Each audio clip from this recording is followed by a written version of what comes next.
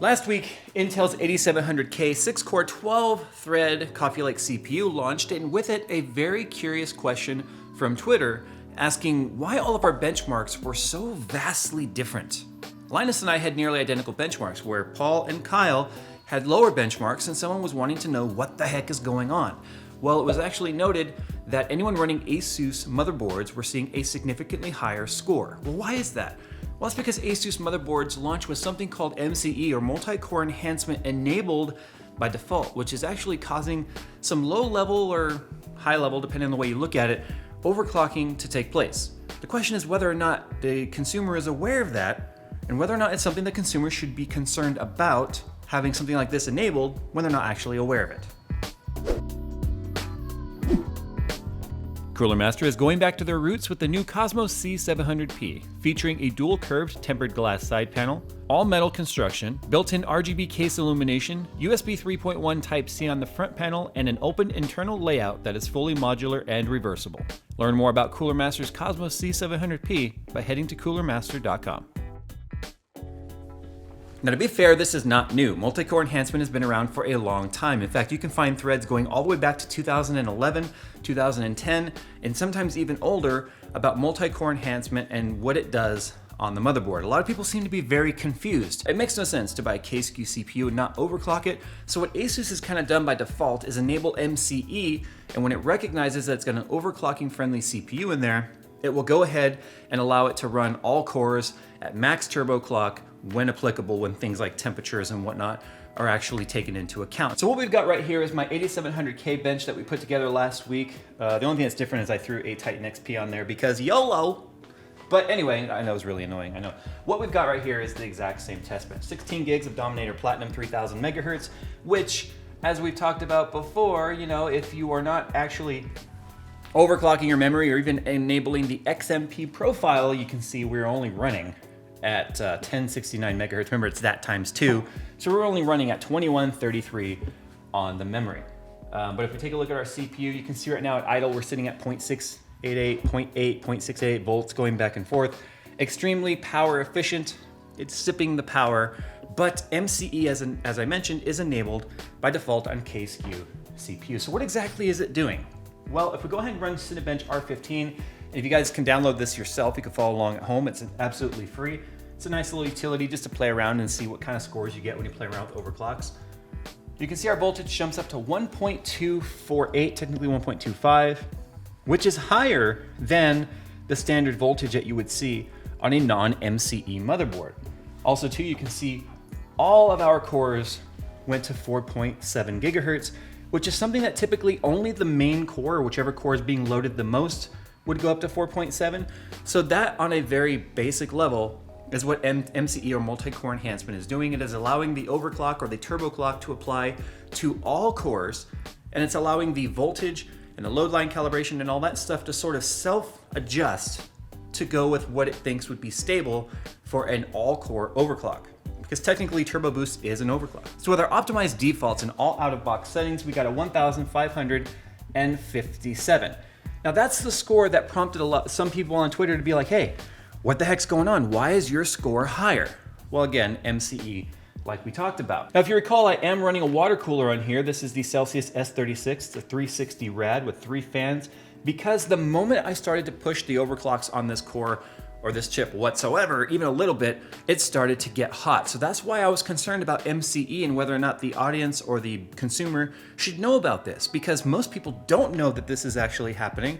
And if it's bumping up things like voltages and you're not running adequate cooling, it could cause some problems over time. You are actually putting more of a load on your power delivery than you are on the chip. And if your motherboard isn't up to snuff, then that's something that could cause long-term reliability issues, and that's where companies like Asus really have to draw the line on which motherboards should have MCE enabled or even such a feature if the components aren't up to such a task.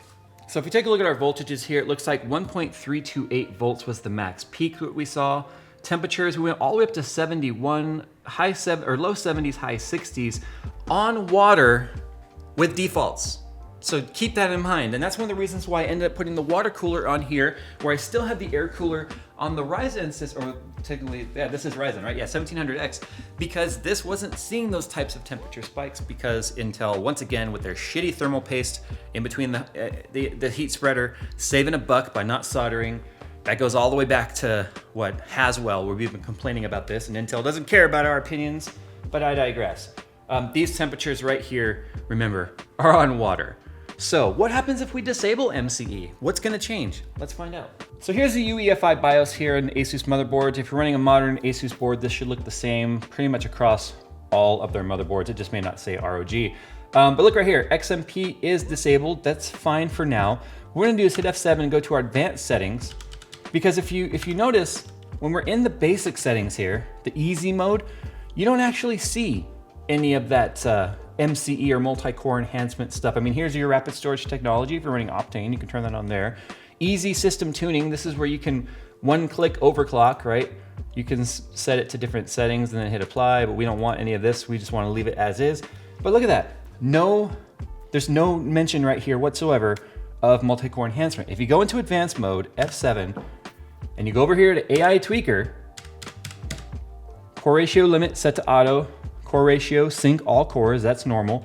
Asus multi-core enhancement is set to auto. Now what if we go ahead and set that to disabled, right? Oh look at that, we disable it. Now we get some of our settings that come back. But what we're gonna do right now is all we're doing is disabling it. We're gonna go back into Windows. Very first thing we're gonna notice right here is check this out. Look at the core clock. See how the 4.7 numbers bouncing around? They're not just locked at 4.7. See how they went all the way down to 4.3? Yeah, the max core in all of them at some point will say 4.7 because they're bouncing around, but check that out.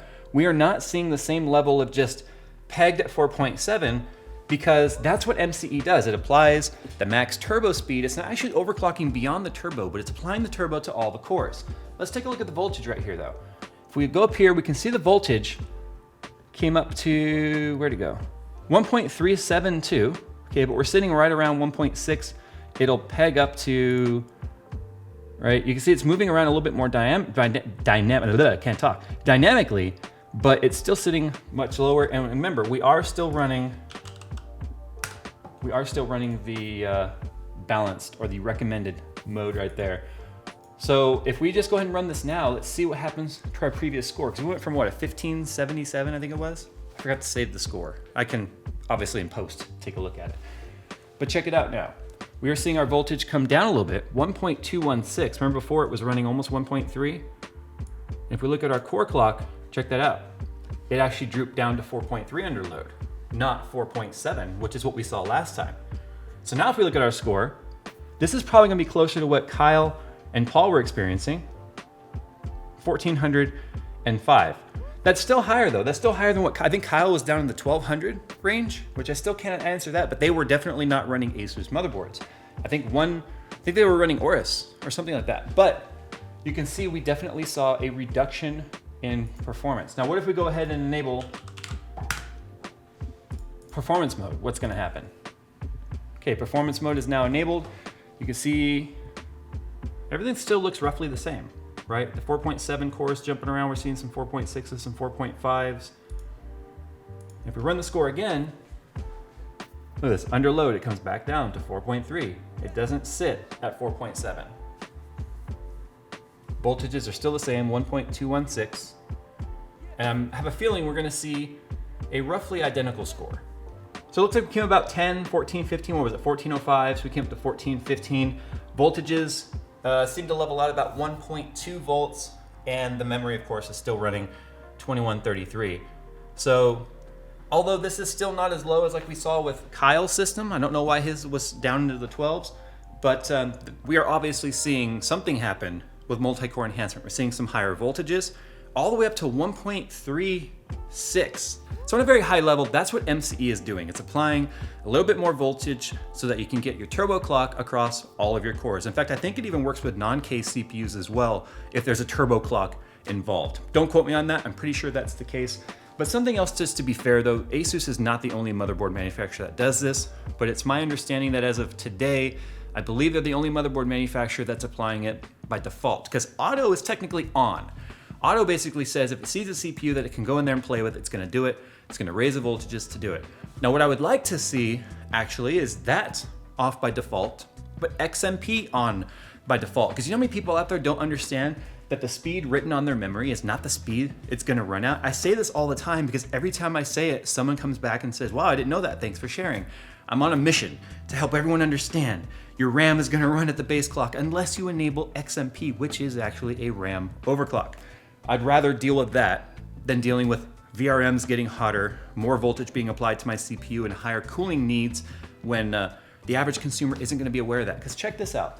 If we go in here right now, this is the easy mode, which you've already showed, and we enable Profile 1, check this out. Would you like to apply the all-core enhancement, remember MCE, with the XMP settings for improved performance? Select No for Intel stock operation. Sufficient processor cooling is required under all-core enhancement.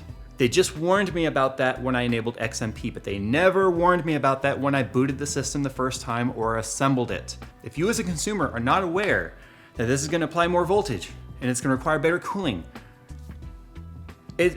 I feel like this warning that you're seeing on the screen right here should be applied whenever MCE is enabled, especially on a first boot on a system that's applying it by default. That's my rant. Now with all of that said, it doesn't all fall on the motherboard manufacturers though. This is where it's important for reviewers like myself to start testing for this in both case scenarios. If it's gonna ship by default, it's worth talking about. It sounded like I said ship by default, whatever, same thing, right? If it ships by default, then it's an out-of-box experience that the consumer is going to experience, which makes it a valid test.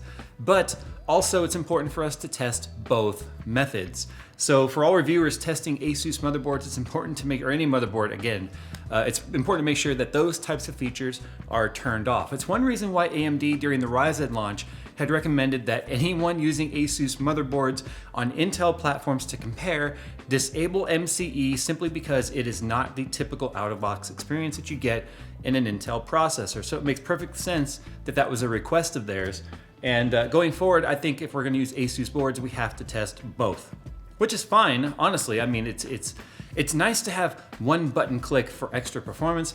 The important thing here is that the consumer isn't being notified about it. That's where my rant really lies with all of this. I mean, I know I sound like a broken record here, but it's important. Transparency is important. In fact, I just looked at the box again, and it doesn't mention MCE anywhere on the box. It doesn't mention it as a feature. It mentions 5-way optimization, which is not new either. That's something that's been out for a while.